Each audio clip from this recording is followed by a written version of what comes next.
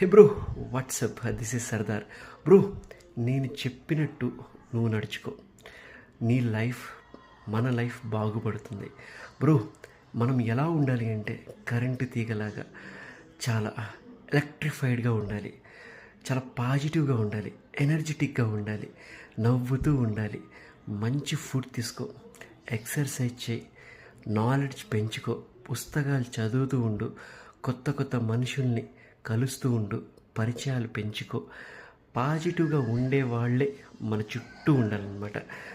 Mobile చాలా తక్కువ చూడు, నాలెడ్జ్ ఎప్పుడు ఇంప్రూవ్ అవుతూనే ఉండాలి. ప్రతిరోజు టెక్నాలజీ అని అదని ఇదని మన ఈ ప్రపంచం చాలా ఫాస్ట్గా వెళ్ళిపోతుంది.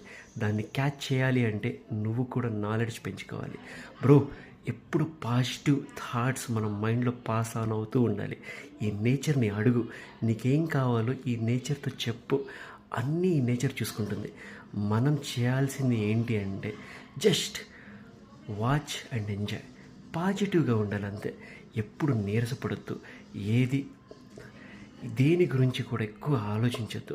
పాస్ట్లో ఏదో నీకు ఫెయిల్యూర్స్ ఉండొచ్చు, బిజినెస్లో లాస్ అయి ఉండొచ్చు, లవ్లో ఫెయిల్ అవ్వచ్చు, లేకపోతే ఎగ్జామ్లో ఫెయిల్ అవ్వచ్చు, దట్స్ ఫైన్. అదే పట్టుకొని నువ్వు అక్కడ కూర్చుంటే కుదరదు బ్రో. ముందుకు వెళ్ళాలి, హ్యాపీగా మంచిగా ఆలోచించు. పాజిటివ్ థాట్స్ మన బుర్రలోకి ఎప్పుడు పాజిటివ్ ఎనర్జీ మన బుర్రలోకి వెళ్తూనే ఉండాలి. అంతా మంచి జరుగుతుంది అనే ఆశ మన లైఫ్లో ఉండాలి. ఈ నిమిషంలో బ్రతుకు బ్రో, ఫ్యూచర్ గురించి మనకెందుకు?